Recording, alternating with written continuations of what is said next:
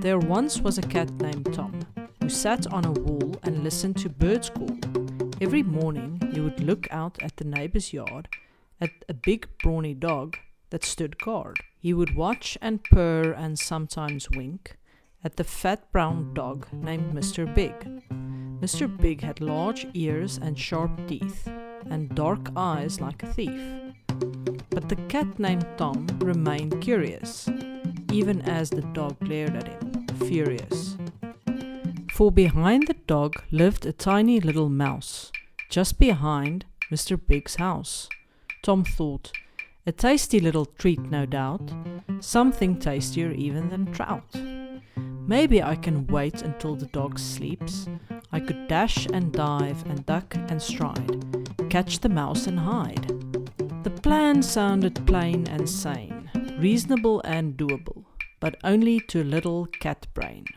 And so, one morning, while Mr. Big was asleep, Tom jumped from the wall, a slow and steady leap.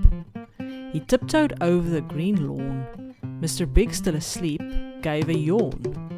Tom made it all the way across, when a crow cried, lamenting a loss. Mr. Big woke. Tom's courage broke. Now it was the dog that dashed. Into each other they crashed. It was a wild, wild fight, as Mr. Big knocked Tom this way and that. He said, "It's been a while since I've had cat."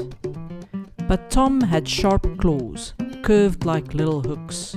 They all came out and made Mr. Big pause and look. One swipe made Mr. Big's nose bleed. In that moment, Tom was freed. The big brown dog whimpered like a babe, but in his astounding rage, snapped and took the tip off Tom's ear. There was no time even for a single tear. Tom ran, jumped, and rolled. In a few seconds, he made it to the safety of his own home. His poor ear was no longer the same, but everything else was untarnished and unscathed. He still had his pride, he still had his name, and one great lesson that he'd gained. Never mess with Mr. Big. No carrot is greater than the stick.